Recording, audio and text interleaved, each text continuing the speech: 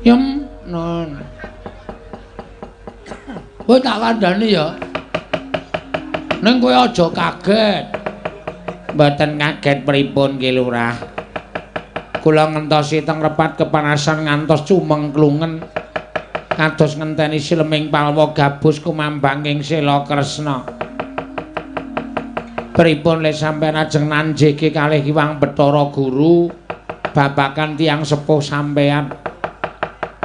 Ternyata Bathara dewa-dewa iki goblok kabeh ya.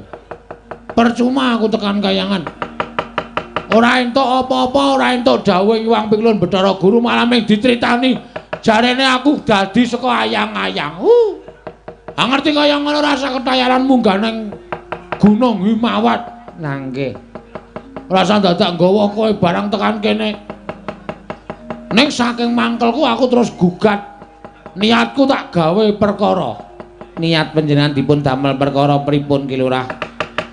Nek dewa ora ngeparengake utawa ora nduduhi bapakku sapa, tak gawe geger kayangan.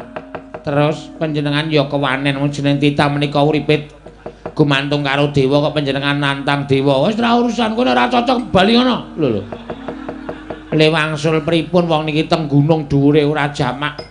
Gek ndelok ngisor nika nek jurang nika ditonton wangune ngisore ketok niki wis ora ketok ming mega tok kok. Kok kon bali ora. Ora urung kowe ijen ya, Yem. Lho. Ijen pripun? Ora urung aku ki mati nang kene. Aku soalnya wis kebacut wani karo dewa iki mah aku le tekan kene junjung karo Bathara Indra. Oh, sampeyan. Heeh. Aku ora urung engko mati Yem, kowe engko ki ora urung ming rondo. Kowe mbangane nang kene rondo ning dhuwur gunung ora ana wong sing gelem medhun wae kowe nang donya men nggo rebutan. Wis panjenengan kok malah ngendikane kaya ngoten kula niku mboten seneng lho. Mergane iki wis tak niati tenan, aku arep tak paneni dewa-dewa. Nek pokoke dewa ora ana sing ngandhake bapakku sapa, arep dewa sapa wae aku ndak pandang bulu. Tetep tak kisro. Nek panjenengan pejah kowe mulih ngomah ditunggu. Lah kula le kudu upama ana nylameti jenengan. Nek kuandhaku ora iso go mulih, batangku rasa gawa mulih. Nek wae wis nylameti nang omah. Oh, ngaten. Ngono wae ya, Yem. Aku njaluk pamit ya, sayang. Nggih. Arep kowe elek ning asli nek disawang ya elek tenan. Nggih. Mboten apa-apa. Ning wis seladi karo aku, wis setya bekti karo aku, setia. Ora tau wani karo wong lanang, ora tau piye-piye karo wong lanang, anane mung nrima nampa ikhlas. Kuwi sawijining pengabdian seorang istri kepada suami. Nggih, saged kula nggih ming ngoten. Tur kowe ora tau tak blonjo ya meneng wae. Nek aku pengen mangan iwak pite ya tak colongke. Kuwi wong wedok sing pancen tenan dhuwur derajate. Nggih. Nggih ming gembol dosa. Ora apa-apa. Ora masalah santai wae. Ngaten ki ora. Wis aku tak mangkat. Tak methoke Bathara Indra, engko ndak serak tekan kene ndak malah kowe katut dosane. Kowe ndelik ya, Yam. Nek iso mulih nggawa tampar taleni wit terus medhun alon-alon. Oh, nggih ngestaken dawuh. Ning atos-atos Ki Lurah Bagong. Mbok menawi menika pertemuan yang terakhir antawisipun ingkang garwa pun samiyem kalian Kang Mas Bagong. Kula nyuwun pangestu saged wangsul dumugi griya. Nggih Mas Bagong. Arep apa kowe? Arep apa? Ajeng nyium. Ki lho wingi tok ambung dompo. Kowe ngambung kok mawa wisol. Nggih pokoke nyuwun pangapunten kula tawa. Heeh wis kono mulih ikhlasno aku. Iki aku golek apa pengadilan tenan. Mergo kowe ya ora seneng to nek duwe tak pek bojo kok ora ndek maratuwa. Asline ya pengen ketemu maratuwamu. Nggih kepengin. Ya wis. Wis ngono bae ya aku njaluk ngapura nek ana saking keluputanku aku mesti modar ning kayangan. Yakin sumpah aku iso apa to? Digdaya ya ora, sekti ya ora, ning mengkari niat karo semangat tok wis. Nek Dewa do ngajar karo aku men diajar ora apa-apa kaya aku arep medhun saka kayangan. Nek Dewa ora paring ngerti karo aku, bapakku sapa ya ngantos-antos iki ora ya. Isih meso ora gelem bali saka repat kepanasan kowe Bagong. Bali nek wis ngerti babeku sapa? Lho. Oh aku nek ngerti bapakku sapa, taun ana Windarana aku arep mulih saka kayangan Bathara Indra.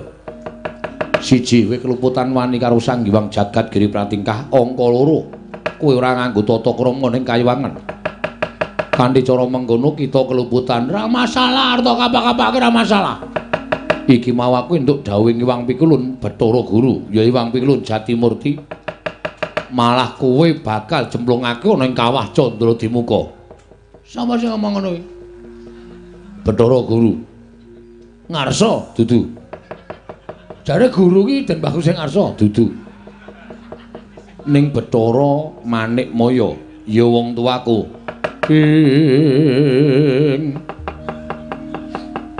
Kagiat risang kapirang nangkul kinempit-kempit.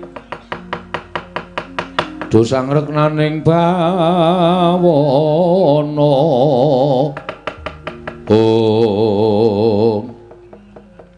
Dadi aku takon bapakku karo Bathara Guru ki Bathara Guru malah dawuh karo sampean Bagong nyemplungke nang kawah Candra Dimuka ngono ha. Ya dasar para nyata. Wo ngerti aku saiki gedhoane Manikmaya. Lho malah jangkar. Ora masalah jangkar ya men.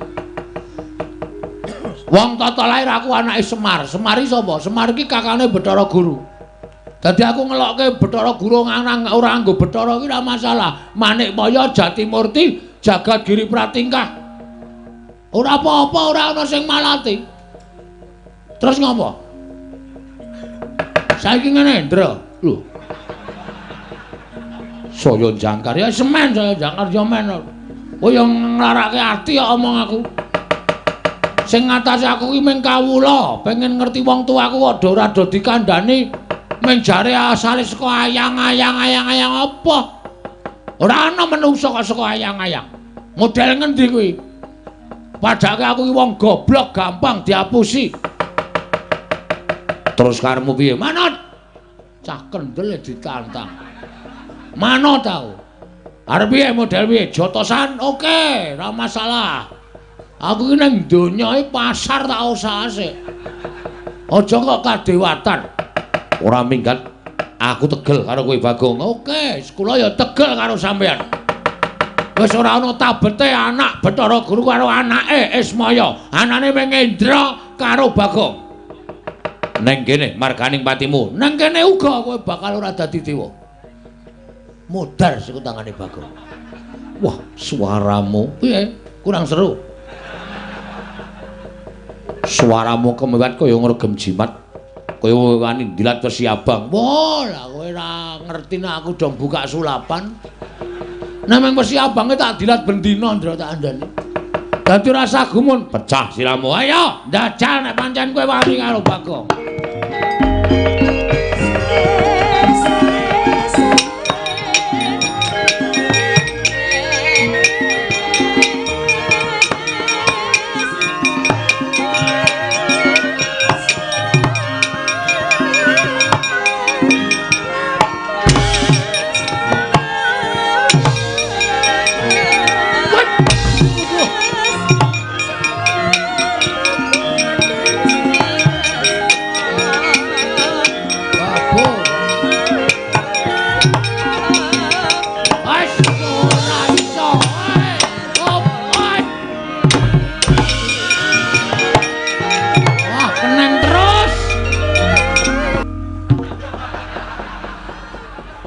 Ya iki mau nguncalke bambu runcing ki mau temancep neng dada anggepe Bagonge wong loro saudon telu saurupan apa piye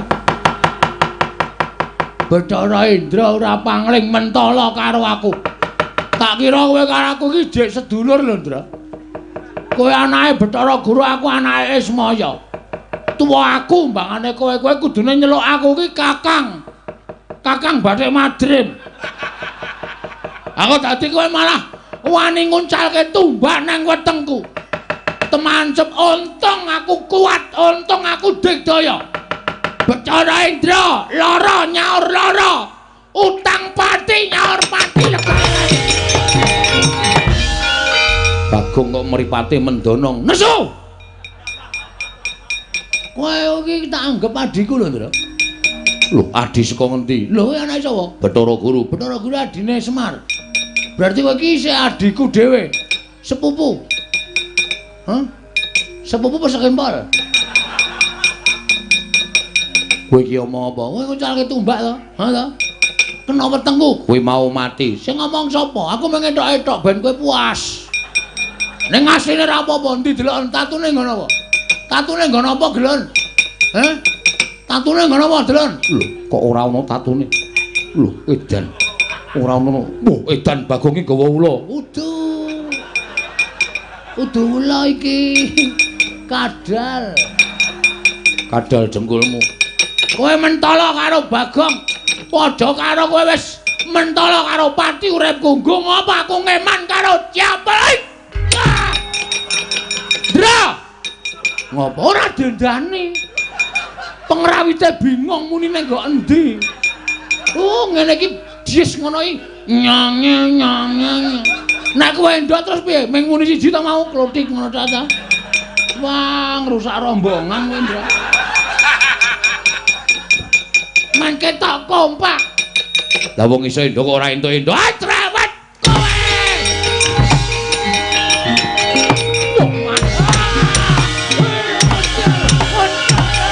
Ayo, amos ora mrate men. Wajah.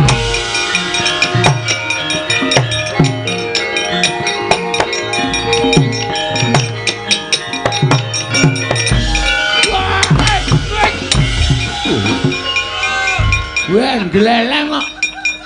Edan Bagong iki. Sapa iki? Iki Dendra iki dudu. Bathara Brahma Dewaning Geni. Wah, nyilih reke. Dewaning Geni kok nyilih rek ora. Aku kan mau ora gorek Animatra kok kebingungan. Kene? Yo. Wes. Wah, edan tangane iso murup. Dewaning Geni apa-apa iso murup. Kowe kok ngamuk Bagong. Wis ora urusan. Ngajar karo Kakang Bathara Indra. Ah, Indra sing marahi karo aku. Aku mung takon bapakku kok dhek diperintahi kon mateni Bagong. Apa aku salah? Apa aku kleru? Lho. Kleru mergo kowe ngamuk ning kayangan. Apa kayangan ki terus ra entuk diamuk, ha? Nek dewane do salah. Ora pantes dadi dewa. Nggo apa do dadi dewa? Kowe bali yo Bagong mumpung aku durung nesu. Lho, aku wis nesu ket mau e. Kok kowe durung ki piye? Mumpung aku durung nesu yen kowe aku nesu tak muja geni. Tak obong awakmu. Weh, arep ngetes kowe. Silakan. Silakan, yo. Ora apa-apa, aku mati ora masalah. Aku modal ora masalah. Nek genimu ora temomo ning awake Bagong, aja takon dosa lho, aja dianggep aku ngasorke derajate Bathara Indra.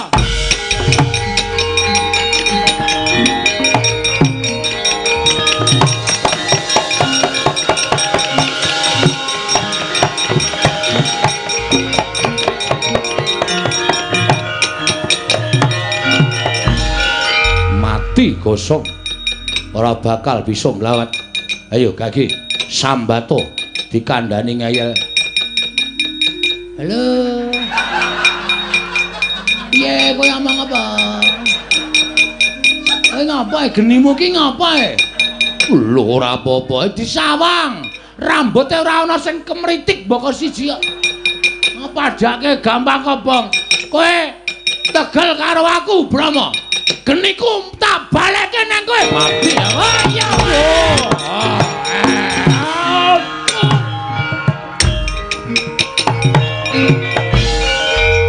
Ngaku Digdaya mungsuh dewaning pepati modar jiabut nyawamu. Ayo kowe ora bakal iso nglawat. Tak aturke wang pukulun Bathara Guru cemplungke kawah. Oh lah dalah. Mingsak Bagong kok ngobrak-abrik kayangan. Gek duwe kekuatan apa ing atase Mingsak Bagong kok ngobrak-obrak. Weh.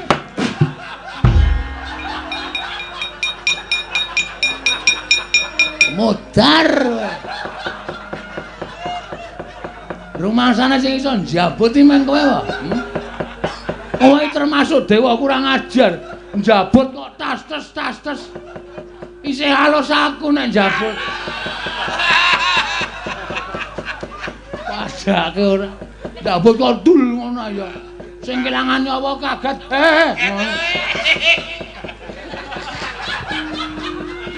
Njabut ki ya trunyu ngono nek sing kelangan nyawa ki ikhlas. Njabut kok dul ngono. Ayo iso. Apa karawe? Ora tak baleke nyawamu ya Madipati. Modar wis jabut genti. Dewa sang udit ora ya? Alah, tisu basah minan. Oh, paling menggo raup paling. Dewa gawane ming tisu basah. Ya Madipati ya sembrono. Arek kae njabut karo Bagong malah genti dijabut glecak. Wis ora taya kowe. Mati ora kowe. Ya Madipati aja kaya bocah. Kita kuwi dewa.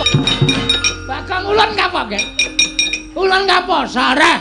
Aku ki ora arep ngapa-ngapa. Tenang. Ayo madhep rene. Trundul ya. Dewa bengi iki jan kocar-kacir kabeh. Mungsuh Bagong. Nyo, tak kei Dewa kok suwek. Mulai tak ngetkis kok ngisor kuwi iki kelontrong kok.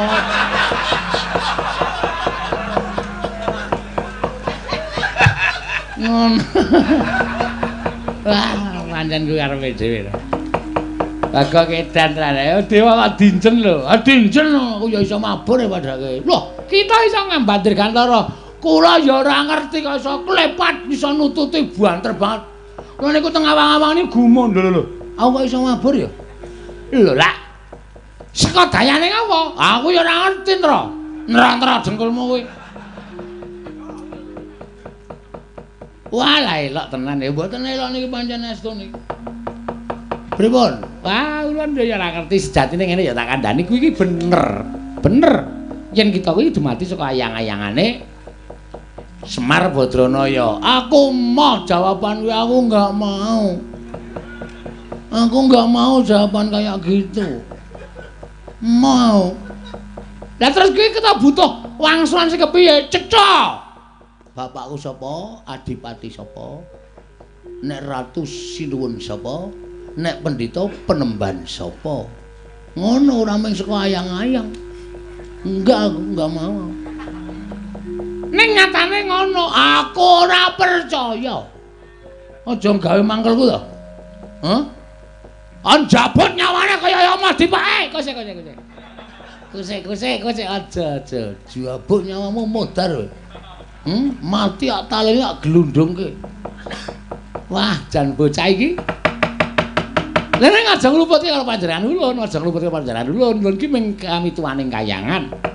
Ulun ki mung kami tuwaning kayangan. Sing ngerti sejatine ya Iwang Pilun Bathara Guru. Guru kon tindak rene. Lho, kita iki titah kowe iki sing rono. Ora sudi kesel. Guru kon rene. Guru ora kowe ora iso ngrawuhke guru tekan kene. Jabut, Iya, Waidan. Waduh. Wah, lah iki kedadean apa ya kayangan kok dosase bang. Wis menyang. Wis menyang engko bensinnya tak ganti.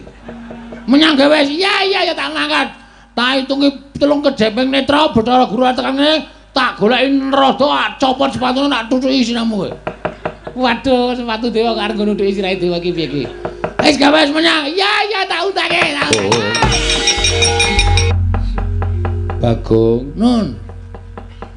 Destun temen ing atase amung drajating kita kok ngosak asik kayangan kaya mangkene. Nek kula ora diwarahi namun kula bakal marahi kula. Putra panjenengan Sang Hyang Bathara Indra mentala kalih kula ngendikane didhawuhi kalih sampeyan nek Bagong ora gelem bali Bagong kon nyirnake. Ngono ha.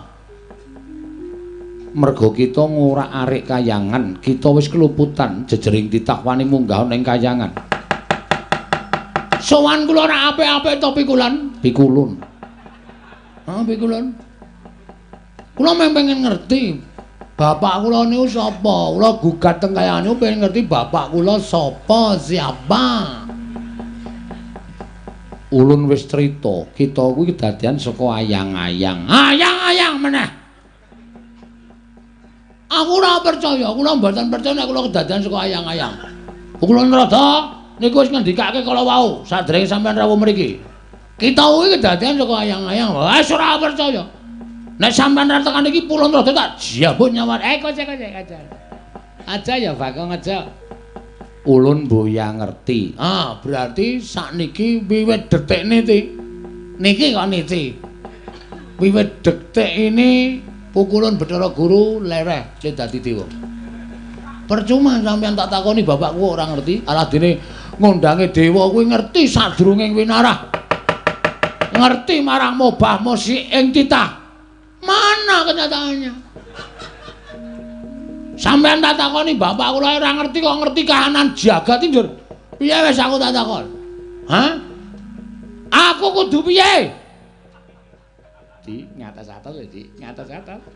Bagong mripatipun sampun mendelik kados ngoten iki ngatas-atas. Yen ngono kowe meksa, mesti meksa. Pokoke aku nek kula nek durung entuk keterangan bapak kula sapa? Taunana Windanana kula ajeng teng kayangan. Tenan kula ora ngapusi ajeng kula gawe geger kayangan. Kula ajeng teng pundi-pundi pokoke. Ayo, anggere nesu nak ngendi di sini ta. Jane jan apa kayangan kok teng trenyek ra karo-karoan. Asli ra ngapusi aku. Ora arep tak guru ki.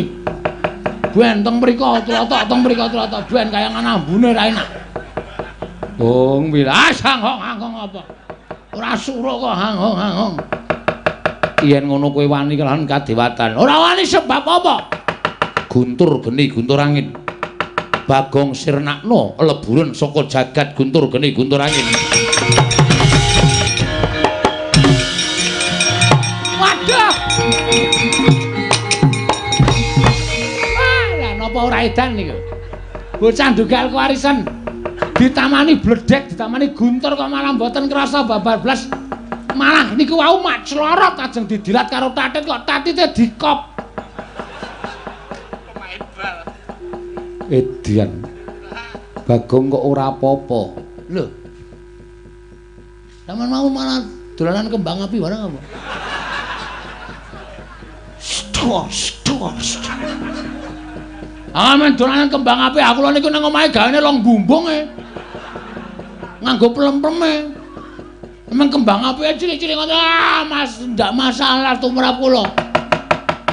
Kita kuat nampani Cis Trisula, Cis Jaludara. Ulun ngakoni keunggulan kita, Bagong. Oke. Silakan. Wis bae ketoke aku modar tenan iki. Nek wis ora apa-apa ya wis men wis rada gleleng iso kena guntur geni guntur angin wis ora apa-apa wis ora masalah. Iki pusaka ngaran Cis Jaludara, Cis Trisula. Ulun tamakke badan kita mesti lebur tumpur tanpa dadi. Pon mang tamakke men lebur bangane dadak nyaring. Pun nggih pun mati dening ulun. Pun mang tamakke gawe.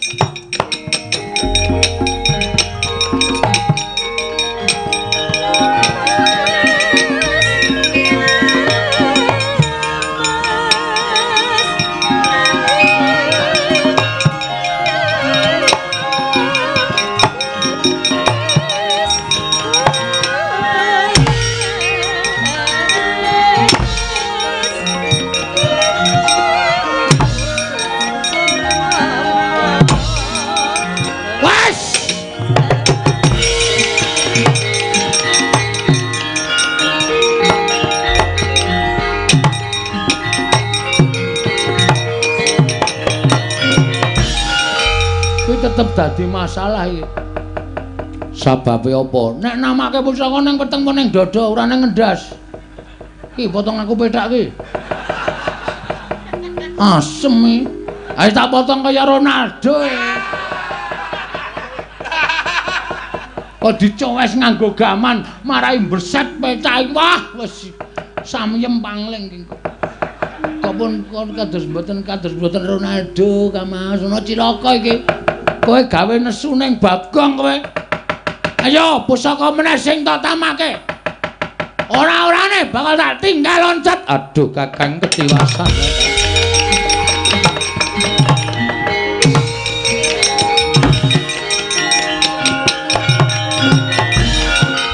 Dan kecekel neh aku.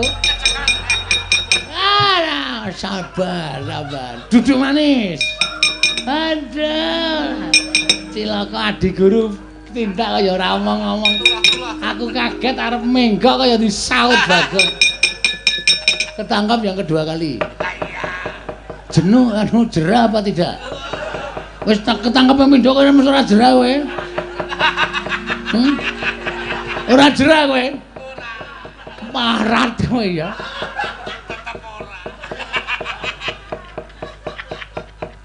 Wis ketangkap dua kali mesti arep bertindak yang tidak senonoh.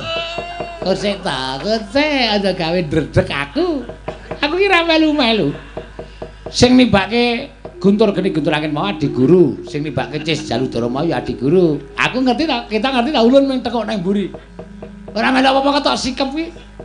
Iki terus aku kudu piye pukulun rada. Aku harus bagaimana? Kita arep takon bapak kita marang sapa meneh wong Bathara Guru ya ora ngerti. Kudune guru ngerti. Guru ki sing gawe rapot kok ora ngerti. Ulun ki jane seneng ngomong karo kita. Ning kita ki nek jak omonganmu di blender dono, blender dene. Ora dicekeli kok. Ah mesti blender dono, blender dene. Nek dicekeli ora bakal blender. Ngono kuwi. Ngono gemantung karo sing dijak omong. Belum nyekeli apa ora? Aduh piye? Hah? Ulun mboya ngerti.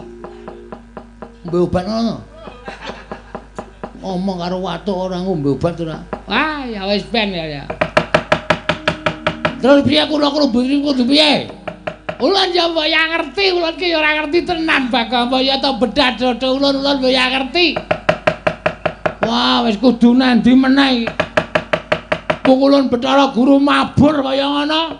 Lah kowe arep nututi piye? Lha kok sik kita ora ya iso mabur to? Kaya mau kita ki nututi ulun mabur. Woi, jandeng lali aku.